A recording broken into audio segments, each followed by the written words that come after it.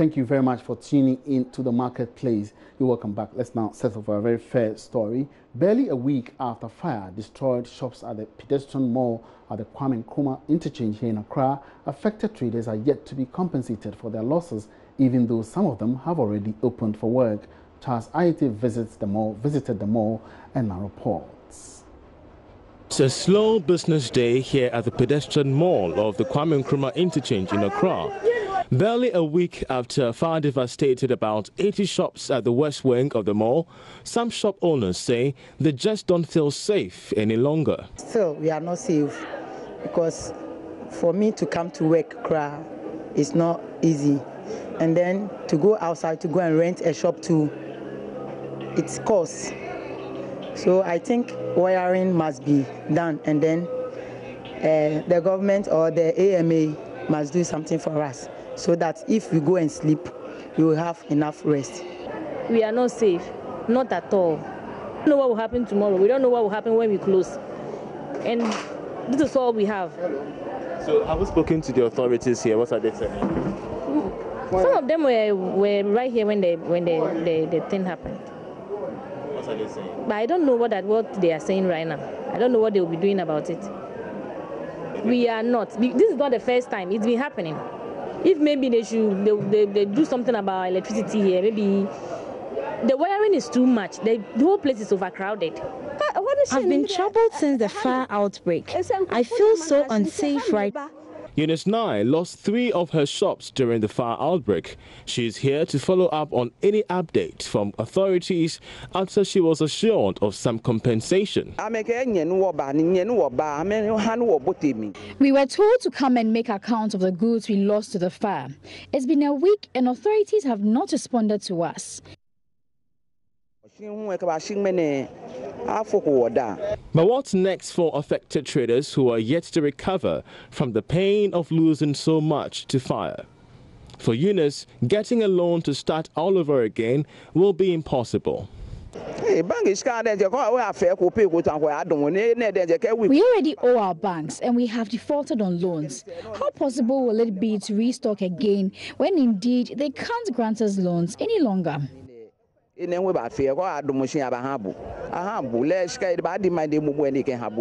Commercial fires like that of the Pedestrian Mall have a huge toll on Ghana in terms of costs. Reports from the Ghana National Fire Service show that cases of commercial fires, including market fire disasters, increased from 644 in 2017 to 737 in 2018. On the costs of damage, Ghana lost 28 billion cedis in 2018 as against 25 billion cedis in 2017.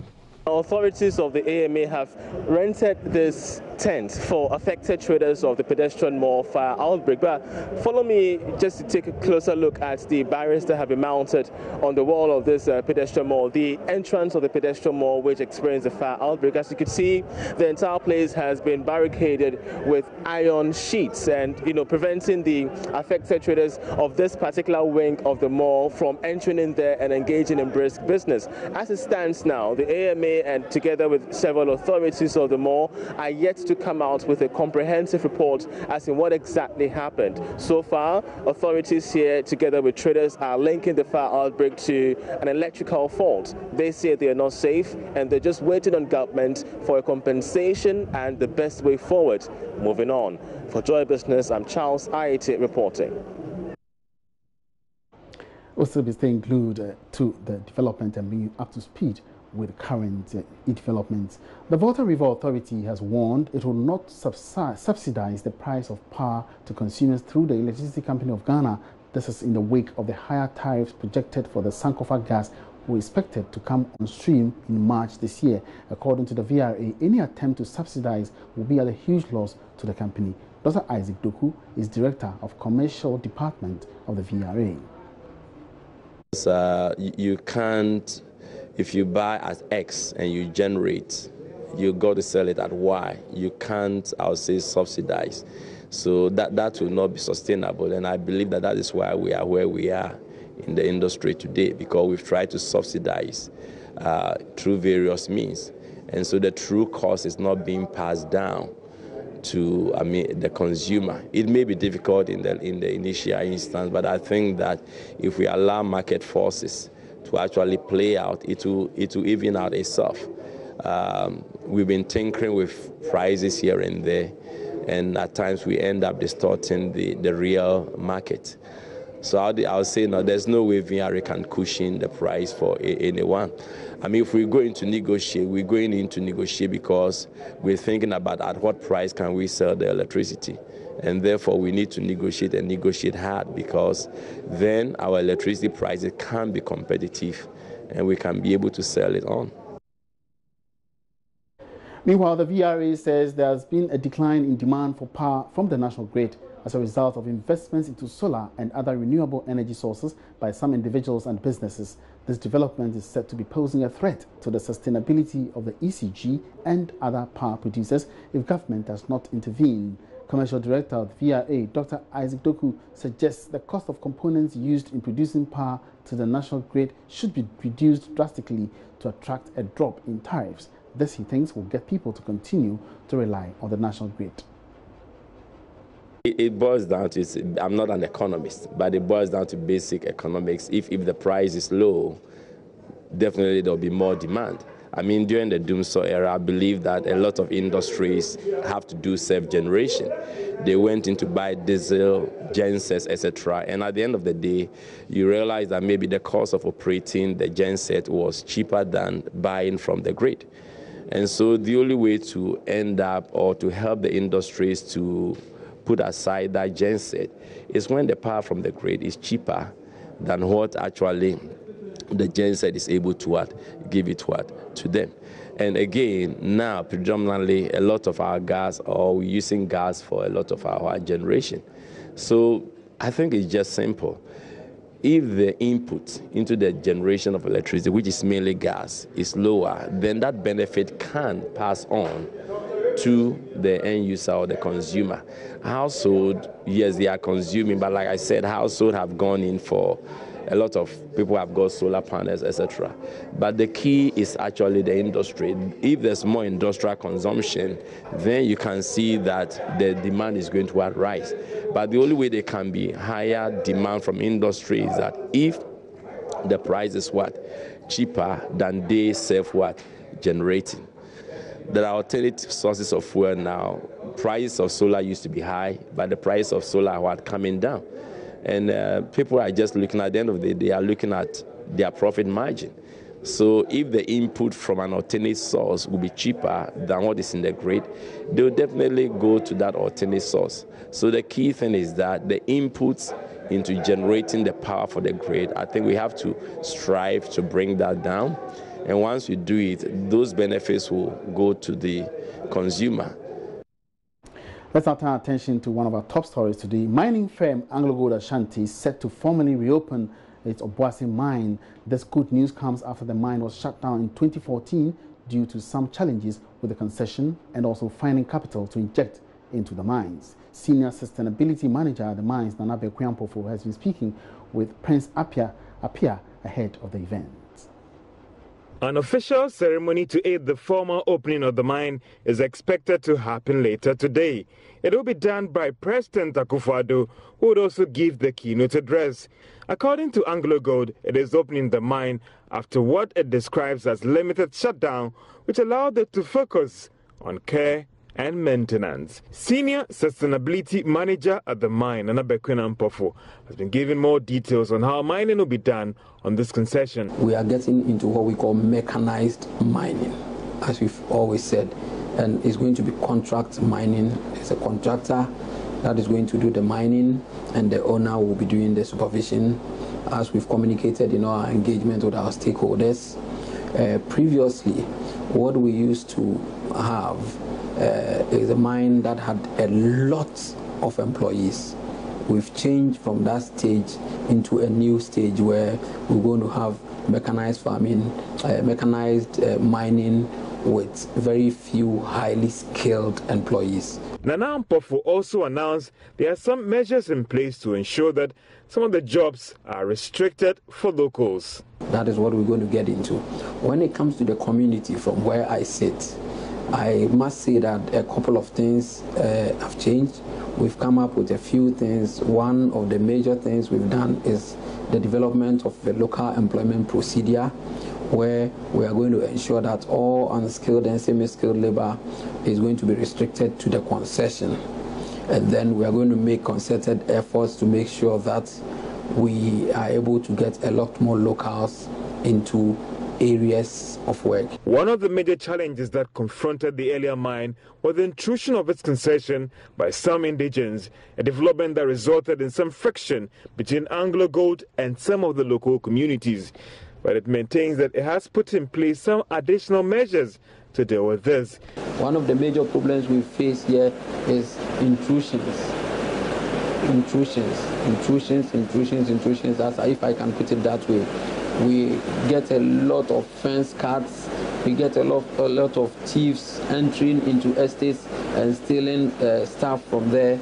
We want the mine to support us so that together we will all build the Obuasi economy, we'll build a region, and we'll build a country. It has also invested about $375 million into this 5-year underground mining project. 550 persons should be employed under this project, and it is hoping to produce its first gold by the end of this year. All right, so we shall be returning to this particular development and bring you up to date information from the Obuasi mine. But before then, the Association of Small-Scale Miners has begun a sensitization program to scale up the participation of women from 13% to 15% within the next 5 years. Currently, fewer women are working in the small-scale mining sector, a situation the association thinks is not too good. The National Secretary of the Association, Godwin Ama, who was speaking at the program in Bali in the northern region, said they are grouping all women and push for government to grant them concessions. The miners were sensitized on compliance, how to legally acquire licenses, and some challenges faced by the sector. Martina Bugri has more with this in this report. Mr. Ama said the association was working hard to ensure the numbers increase.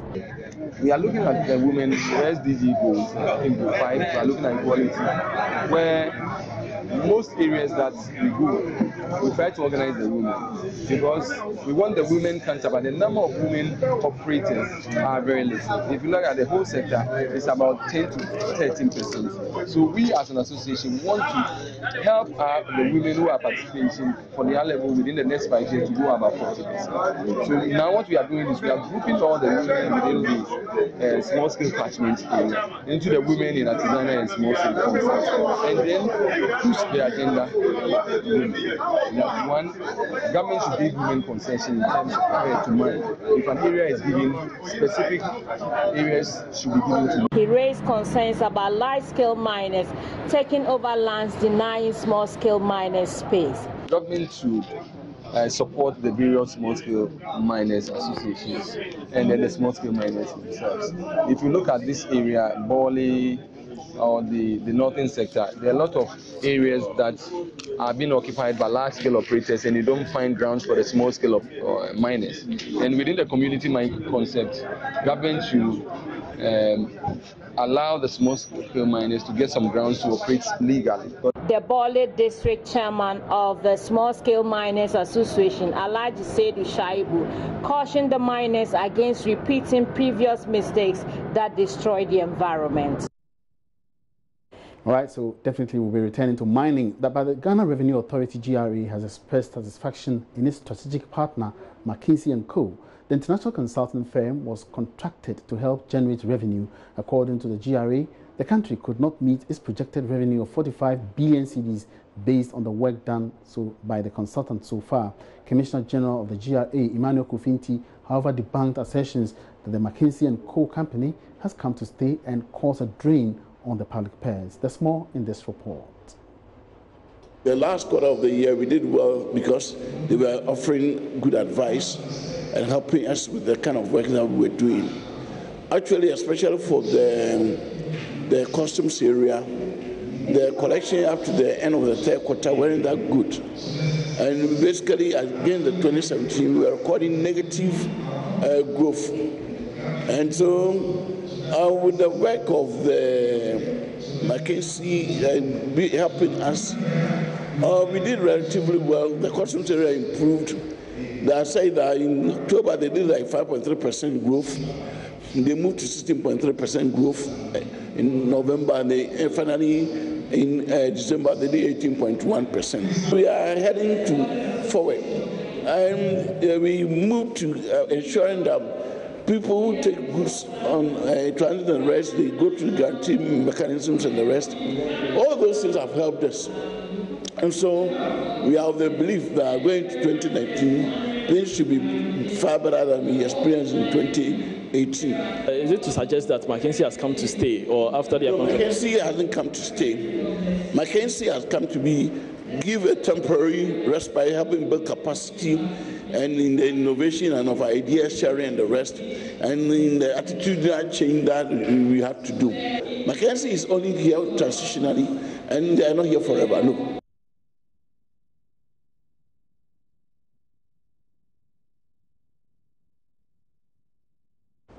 Now, the Ministry of Fisheries and Aquaculture has piloted its policy on aquaculture for food and jobs at the James Camp Prison's Fish Farm. About 1,000 sacks of fish feed were donated to the prison's fish farm and 3,000 fingerlings introduced into the fish pond. Charles Aite has more in this report. The choice for James Camp Prison's Fish Farm was to complement government's effort to introduce fish farming as a vocation for the 300 inmates at the facility. In all, 150 sacks of fish feed were donated to the farm and 3,000 fingerlings introduced to the fish pond. Sector Minister Elizabeth Afolekwe explained the motive behind this move. Today we are starting with the James Camp Prison. Other institutions like the police service, we are liaising with a lot of institutions to produce aquaculture within those institutions.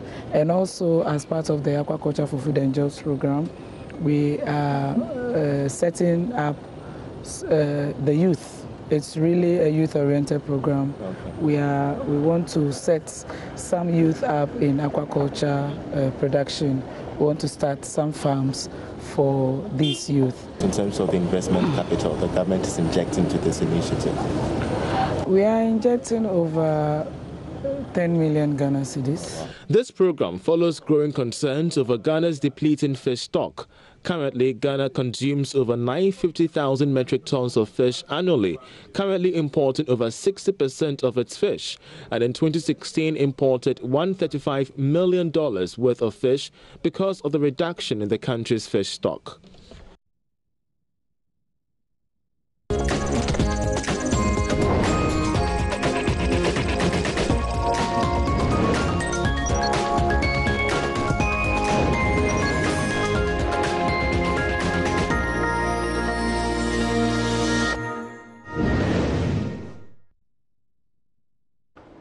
It's on the marketplace live on Joy News. Let's now return to mining. And mining firm AngloGold Ashanti is reopening its Obuasi mine today. The good news comes after the mine was shut down in 2014 due to some challenges with the concession and finding capital to inject into the mines. Now with me here is my colleague Norvan Akwa-Hayford.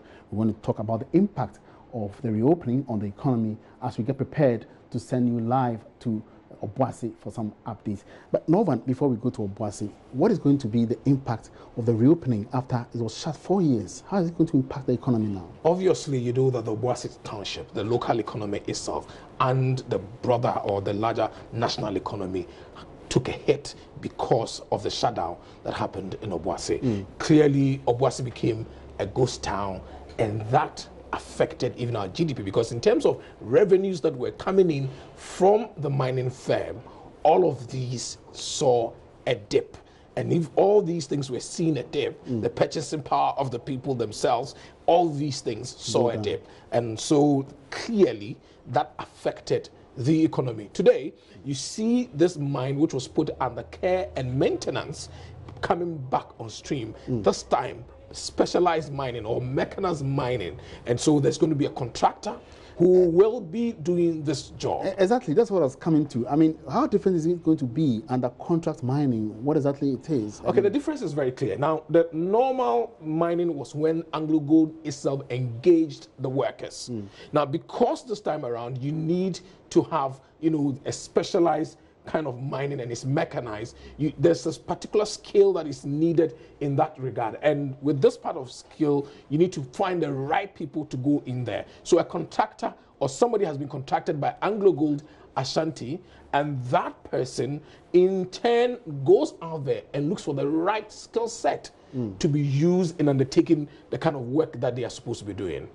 All right, it's going to be very, very interesting. But how do you also expect, or how do we expect the host communities this time to relate to the mining firm, especially when in the past we've had some, some concerns about pollution, about environmental, degradation, and so on and so forth. This time around, they're coming up as a relatively new firm. How do we expect this kind of cohesion? AngloGold Ashanti, not a new firm. It's just that they've changed the style within which they mine. That's why they tell you this time we're doing, specialized or mechanized mining. Now, let me tell you, the host community themselves, what is the history of AngloGold Ashanti prior to they coming to this point today? What can we say? What we recall is this mining company that had challenges over 100 years of mining around the same place. Now it was difficult in extracting the gold. The production numbers were declining. They needed to do something about it. You remember Rangold? They brought in Rangold, signed a very nice agreement